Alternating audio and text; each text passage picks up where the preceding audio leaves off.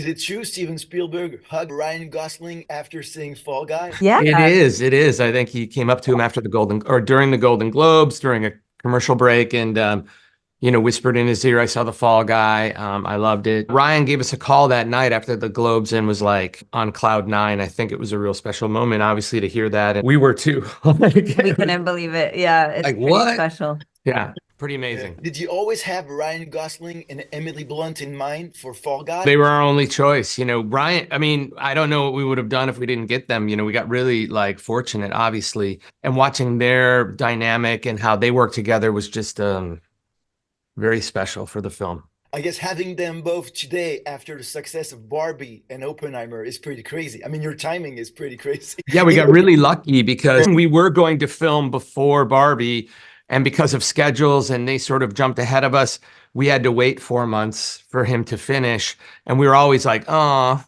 we got to wait for Barbie. And now it's like, hey, we waited for Barbie.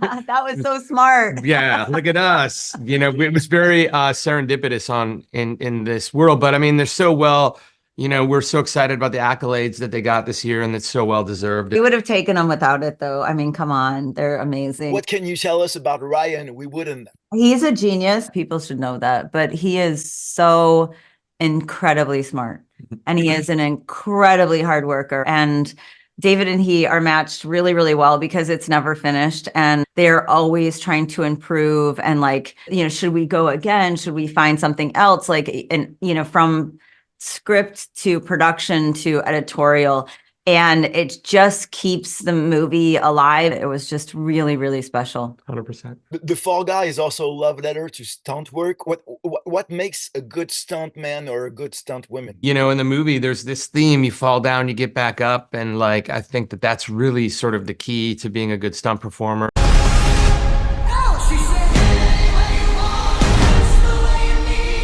You have to have the courage to do the stair fall again, even though after you've done the first one and you realize how much it hurts, you really signed the sort of contract that that's your job. And that mindset is sort of special with the stunt performer. What got you into stunts, David, at first? Was it the adrenaline, the challenge, Hollywood?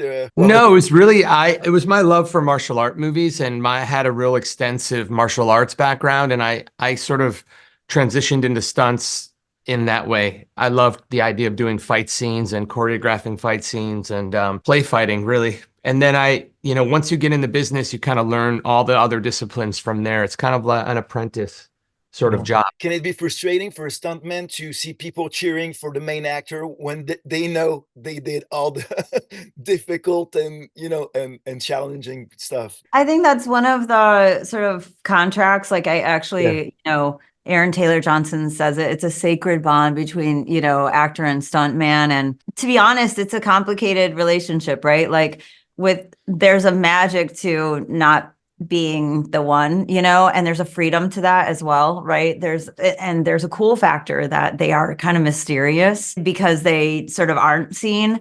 And also it's how they stay employed. So, they're not actors for a reason, right? But like they are a different kind of performer for a reason too. So I think it's just this really interesting, probably ego sort of thing that they work on with their therapists at different times.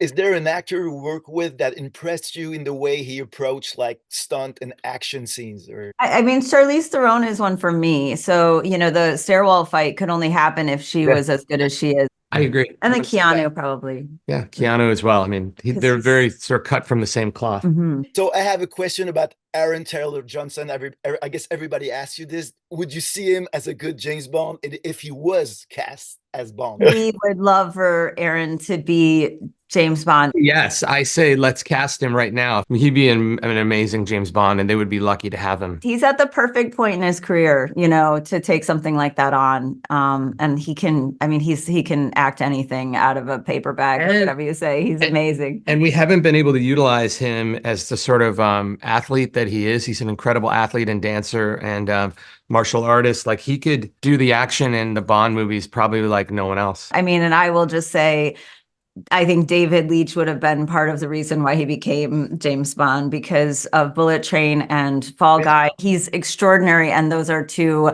iconic characters that they created together. So way to go if he gets it, babe.